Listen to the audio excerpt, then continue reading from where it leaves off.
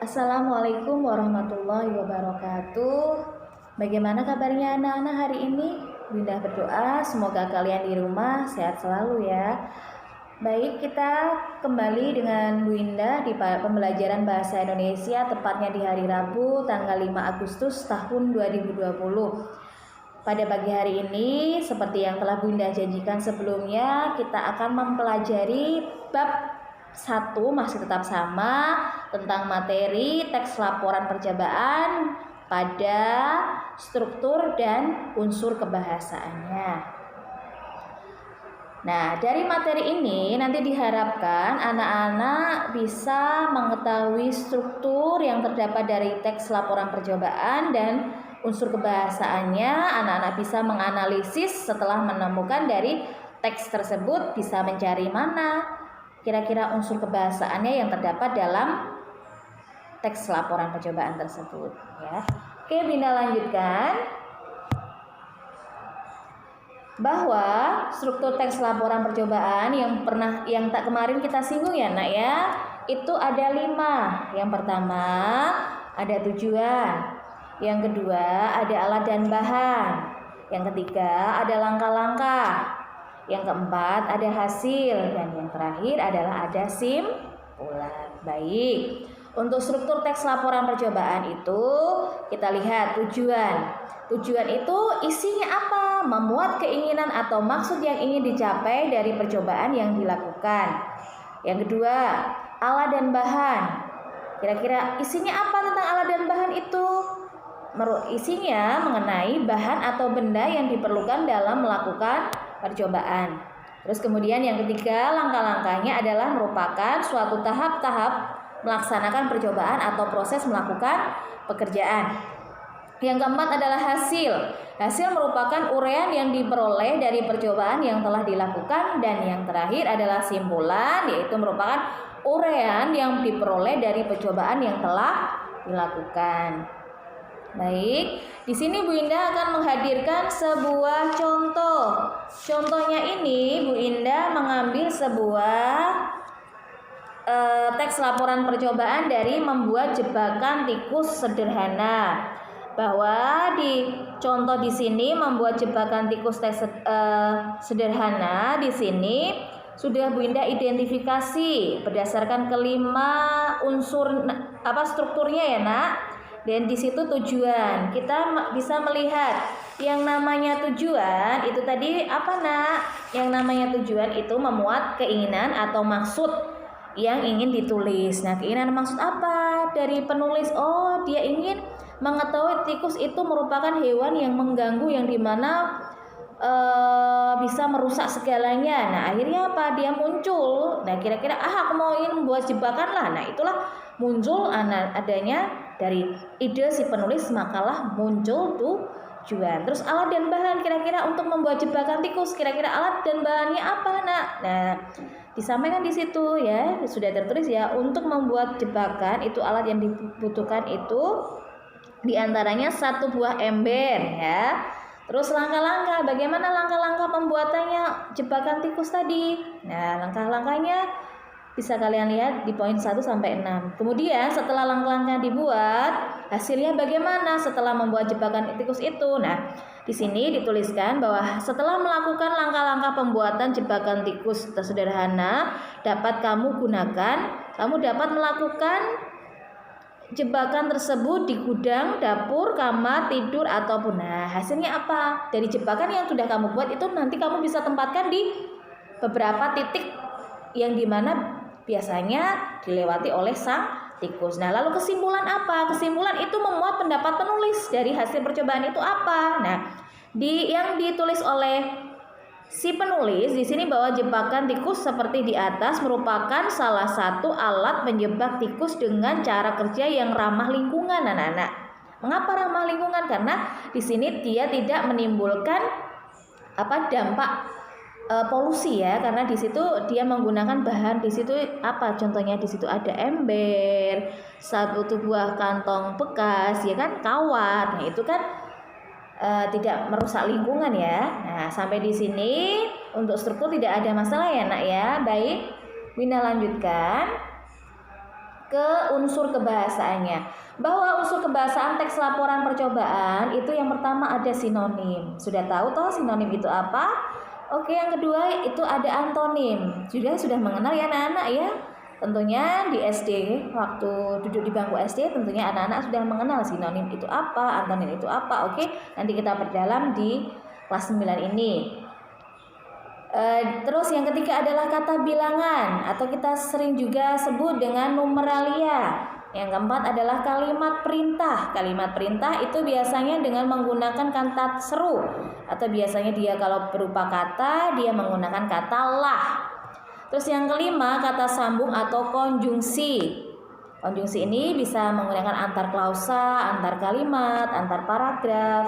Terus yang terakhir adalah kalimat majemuk atau kalimat kompleks. Oke, Bu Indah uraikan di sini bahwa sinonim itu merupakan suatu bentuk bahasa yang dimana bahasa itu bisa berupa kata, frase, kalimat, ya, yang dimana maknanya itu mirip. Atau sinonim kamu mengatakan persamaan kata. Bunda ambil sebuah contoh. Untuk dapat tumbuh dan berkembang, tanaman tidak hanya memerlukan faktor internal, melainkan juga faktor eksternal. Nah, di sini dari kalimat yang Bu Indah tulis untuk sinonim, tadi Bu Indah katakan sinonim adalah persamaan kata.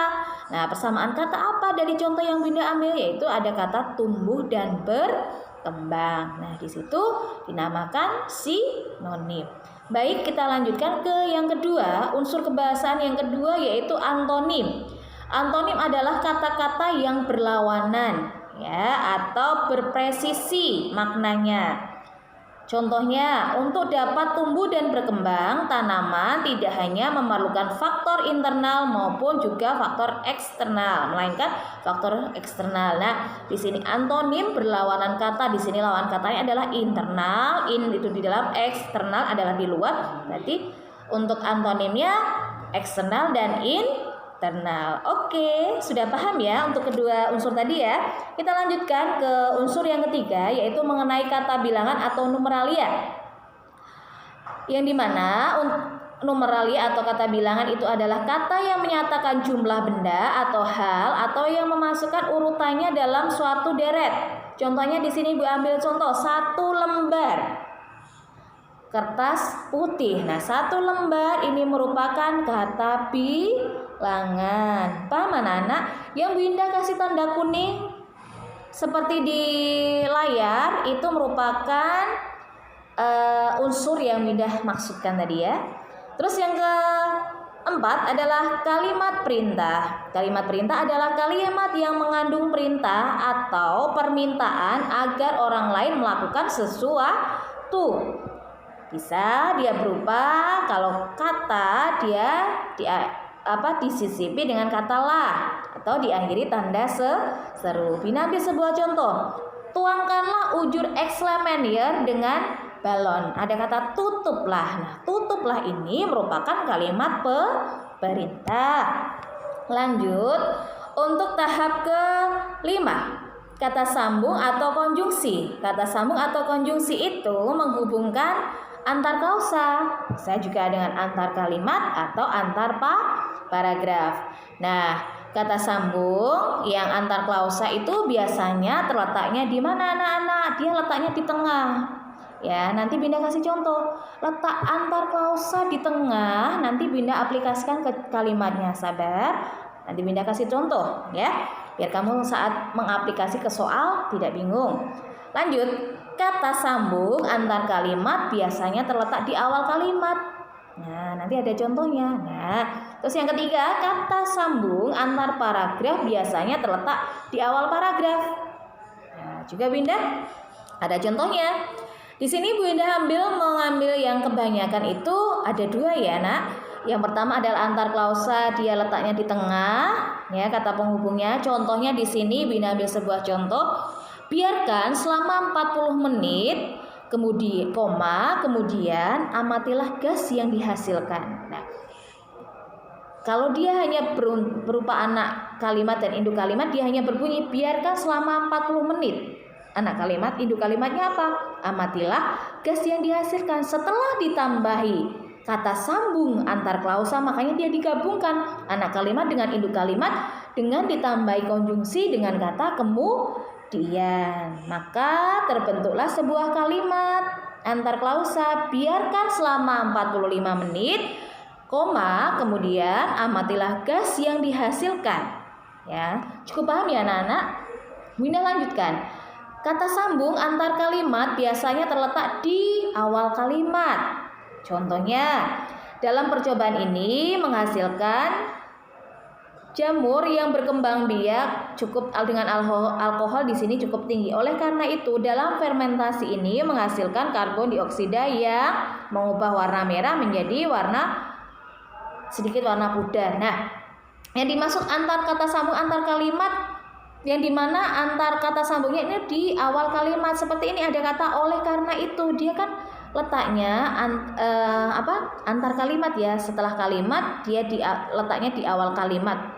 Itu setelah kalimat pertama, kalimat selanjutnya ada kata sambungnya di situ oleh karena itu. Nah, bisa dipahami anak-anak untuk kata sambung konjungsi baik antar klausa dia letaknya di tengah dengan antar klausa dia letaknya di awal kalimat. Sudah paham semuanya ya? Oke. Kita lanjutkan di bab yang terakhir, unsur yang terakhir yaitu kalimat kompleks atau kalimat majemuk. Ya, kalimat kompleks atau kalimat majemuk adalah yang dimana kalimat yang terdiri dari dua pola kalimat atau lebih. Maksudnya gimana Bu Indah? Terdiri dari dua pola, maksudnya yaitu anak seperti tadi anak kalimat dengan induk kalimat. Ini contohnya tidak tampak ya. Di sini contohnya seperti ini. Nah, tinta tidak terlihat juga bisa dibuat menggunakan reaksi kimia atau melihat cairan tersebut melalui sinar ultraviolet. Ini di sini kata majemuknya menggunakan kata atau. Di sini tinta terlihat atau melihat cairan. Di situ ya. Tapi dengan kata atau. Ya. Sampai di sini anak-anak. Nanti jika kalian masih merasa kebingungan, Bu Indah sudah meninggalkan nomor WA di forum, silahkan kalian buka. Jika nanti ada pertanyaan silahkan sampaikan apa yang menjadikan kendala dalam penyampaian materi untuk pertemuan kita keempat kali ini. Oke. Untuk tugasnya silahkan seperti biasa anak-anak klik tugas keempat dan di tugas keempat itu Bu Indah tulis ada batasan waktunya ya. Kalau bisa jangan melebihi batas pengumpulan waktu ya. Nanti yang pengen dapat nilai tambahan dari Bu Indah silakan anak-anak jangan sampai melebihi dari batas maksimal yang sudah ditentukan ya.